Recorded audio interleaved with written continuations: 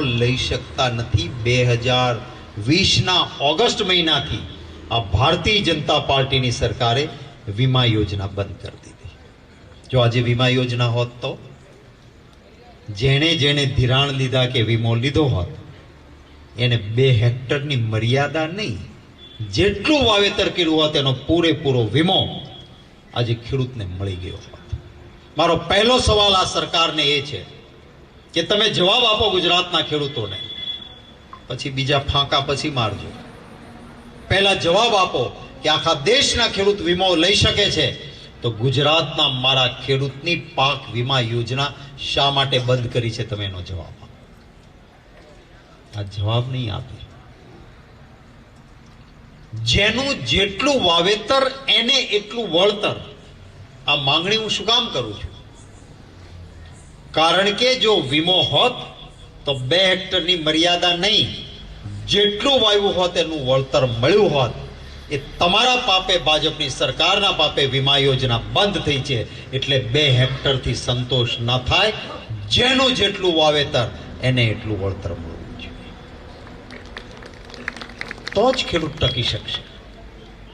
આપણે એક કૂતરાને પથ્થરો મારીએ કે એક કાગડાને ઉપર કાંકરો ફેંકીએ, એ ઉડીને કે ભાગીને કૂતરું કે કાગડો ઉડીને પોતાનો જીવ બચાવે છે।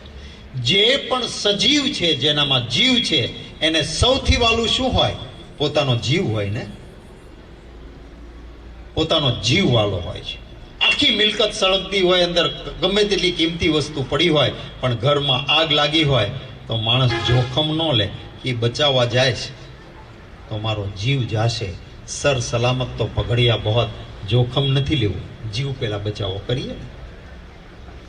કેટલી દુઃખની પરાકાષ્ઠા થઈ હશે કે એક ખેડૂત ભાઈ ગળામાં પથ્થર બાંધીને કૂવામાં પડીને આત્મહત્યા કરે છે કે મારો પાક નિષ્ફળ ગયો છે અને મને આ સરકારમાં વિશ્વાસ નથી, મારો વીમો નથી, મને પૈસા નહીં મળે કરીને ઉના તાલુકામાં એક ખેડૂત ગળામાં પથ્થર બાંધીને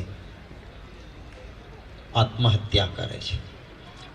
જામનગર દ્વારકામાં ખેડૂત, આહિર સમાજનો ખેડૂત જીવન ટૂંકાવીને આત્મહત્યા કરે છે કે મેં ઘરેણા ગીરવે મૂકીને, ગોલ્ડ લોન લઈને મેં મારા પાક માટે થઈને મારા પૈસા રોક્યા હતા, આ પાક સાવ નિષ્ફળ ગયો કારણ કે વરસાદ છેલ્લે પડ્યો અને એ દુઃખના કારણે એ ખેડૂત ત્યાં આત્મહત્યા કરે છે।